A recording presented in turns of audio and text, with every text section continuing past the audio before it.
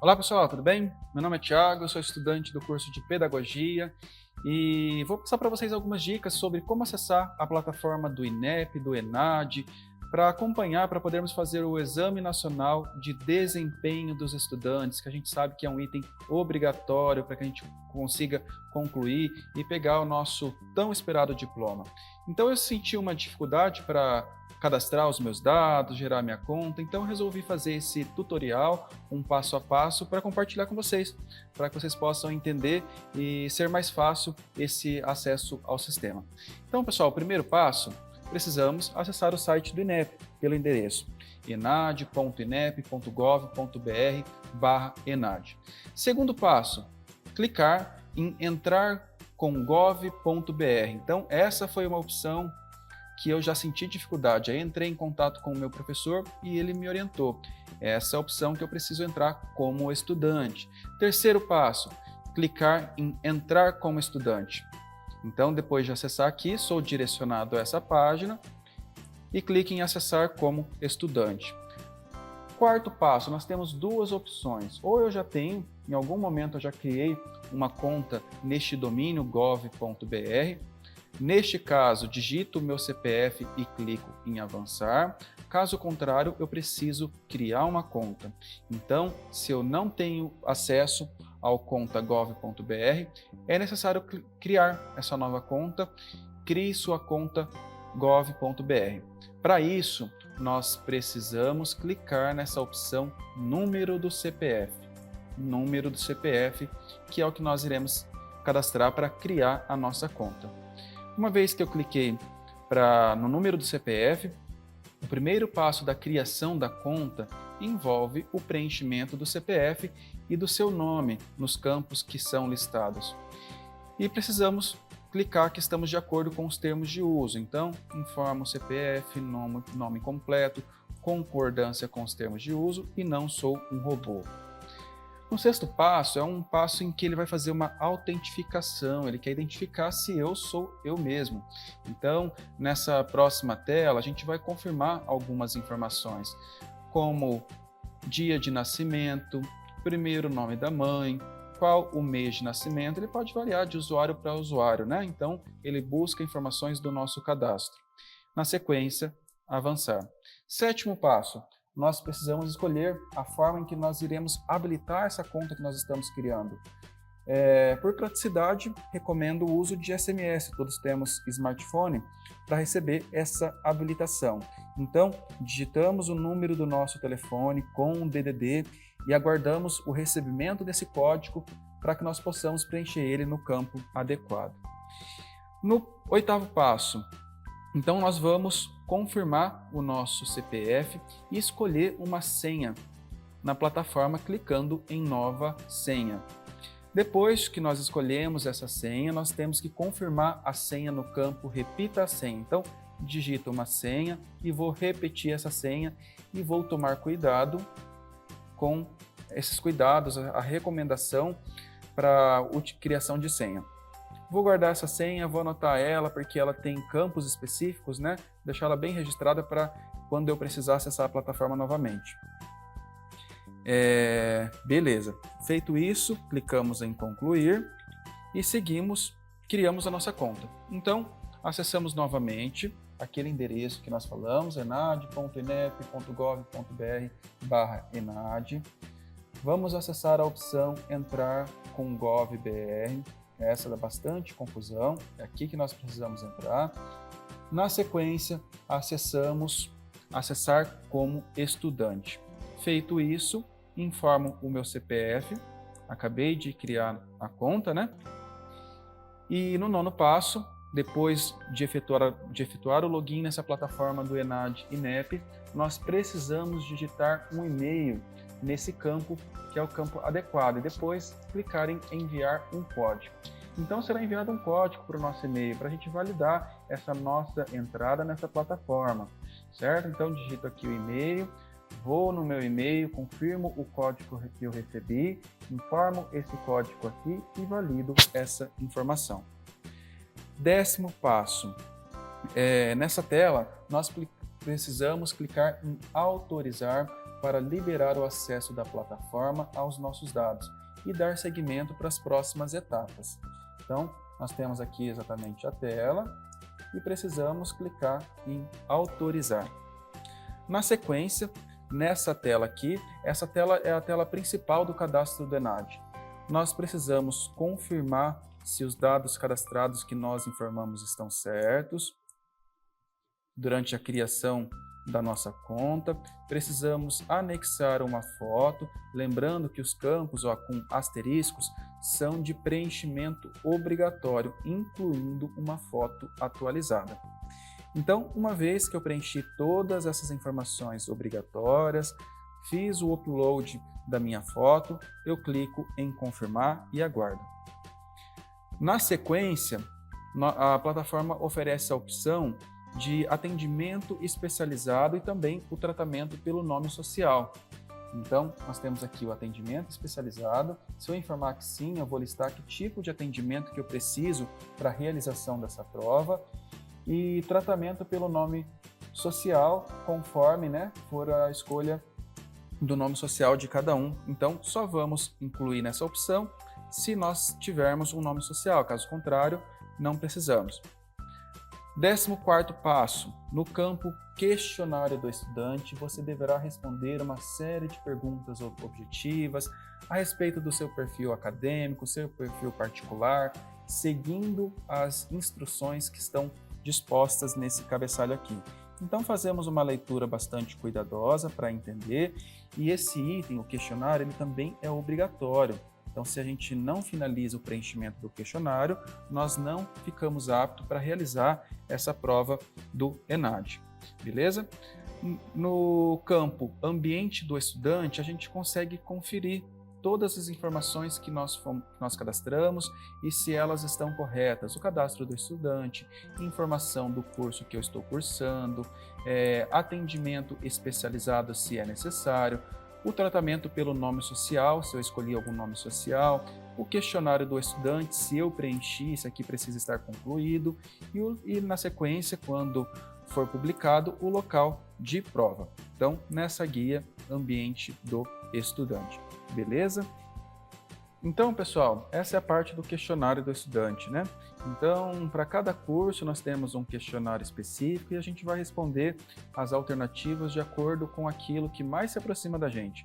Então, por exemplo, uma pergunta: você pretende exercer o magistério após o término do curso? Então, vou avaliar a resposta que mais se aproxima de mim. Qual a principal razão de eu ter escolhido a licenciatura? Novamente, avalio as alternativas. Na sequência, você já tem experiência profissional no magistério? Qual foi a forma de contrato? Assinale a alternativa mais relevante, se eu já tive alguma experiência no magistério. Lembrando, que outros cursos podem ter formulários que são específicos, questionários que são específicos. Se você tem experiência no magistério, em qual etapa e modalidade atuou? No ensino infantil, fundamental, médio, profissional? Em que instituição você realizou o seu estágio curricular obrigatório? Então, no meu caso, foi numa escola pública, Então, no período de pandemia, nós tínhamos os campos de estágios, que estavam fechados, Mas isso não impossibilitou da abertura de convênios com a escola pública. Então, no meu caso, eu realizei esse estágio, esse apoio, obrigatório na escola pública. Em qual turno você realizou o estágio curricular obrigatório? Então, em que turno que foi realizado? Em qual etapa, modalidade de ensino você realizou o seu estágio curricular obrigatório? Então, a gente vai assinalar em qual foi essa etapa que nós realizamos esse estágio. Quantas horas de estágio curricular obrigatório você integralizou? Então, qual foi a carga horária total de estágio que eu realizei? Só relacionado ao estágio obrigatório. Então, eu sou um estudante do curso EAD, eu posso acessar a minha plataforma virtual e identificar a carga horária das minhas disciplinas relacionadas ao estágio obrigatório. Somo essa carga horária e informo aqui essa soma.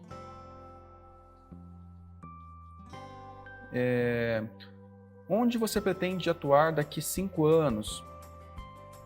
Então, conforme a nossa escolha, a gente vai assinalar a alternativa. A fundamentação teórica oferecida no curso de licenciatura foi suficiente para a compreensão sobre a educação escolar e sua preparação para o exercício na docência?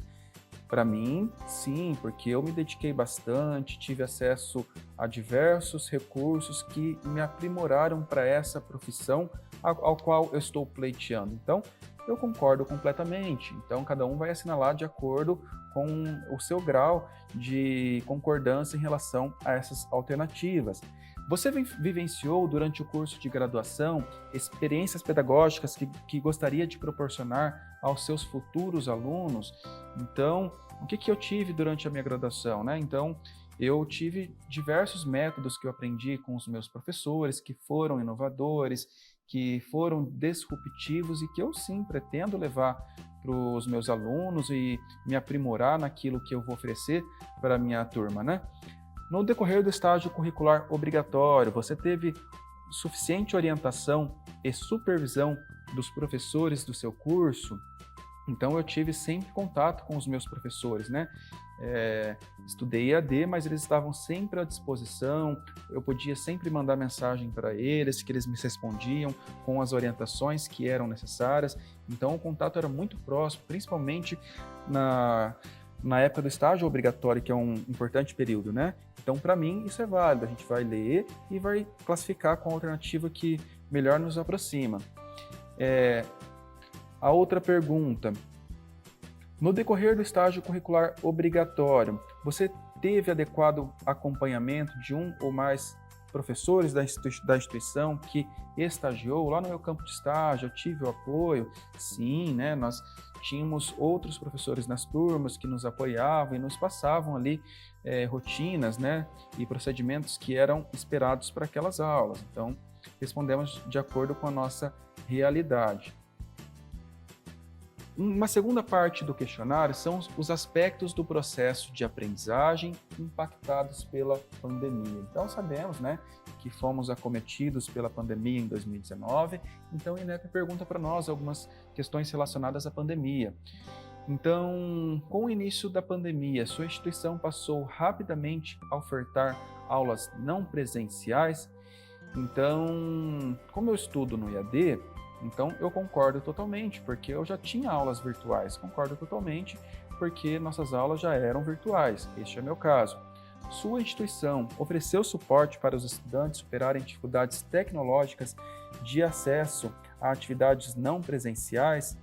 Então, como estudo no EAD, eu tenho o apoio do meu polo, o apoio dos tutores que trabalham nos polos, então eu sempre tive, né, desde antes da pandemia, esse respaldo. Então, para mim, a alternativa 6 é a que mais se enquadraria. As referências bibliográficas, livros, artigos necessárias às aulas continuam acessíveis após o início da pandemia? Então, novamente, né, como eu estudo no EAD, eu tenho acesso às bibliotecas virtuais, mesmo antes da pandemia. Então, para mim, seria 6, o item máximo, né? As atividades de pesquisa e de extensão que você participava antes do início da pandemia continuaram sendo ofertadas? Sim, então eu continuei a receber convites para participar de projetos de iniciação científica, curso de elaboração de projeto de iniciação científica, projetos de extensão. Vi que foram feitos diversos projetos voltados até mesmo para o tema da pandemia, do Covid-19, então eu tive bastante contato com isso. Então, para mim, no meu caso, seria a opção 6. As atividades de estágio supervisionado puderam ser realizadas ao longo da pandemia?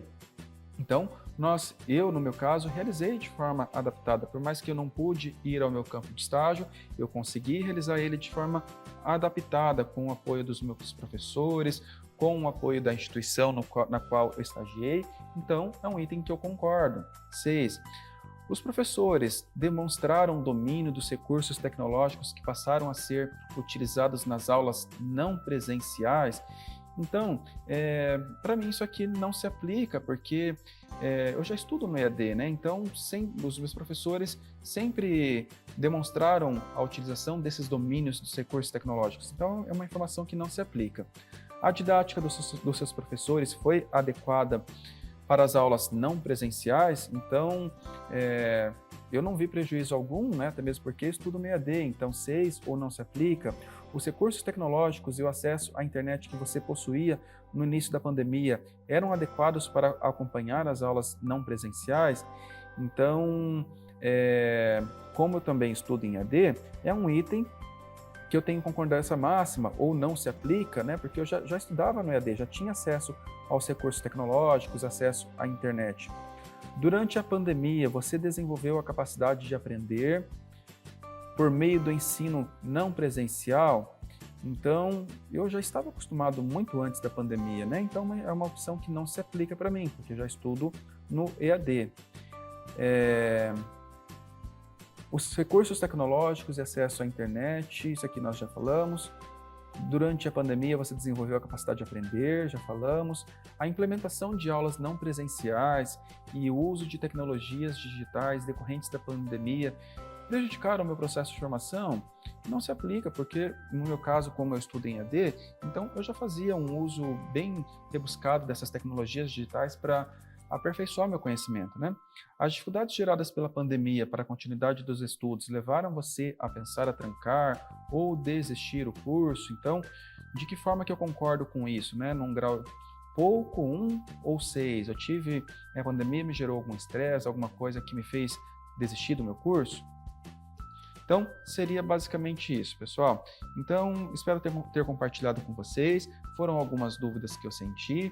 Sou estudante de pedagogia e, dessa forma, com esse passo a passo, eu acho que vai tornar para os colegas o processo mais simples. Espero que aproveitem e até a próxima.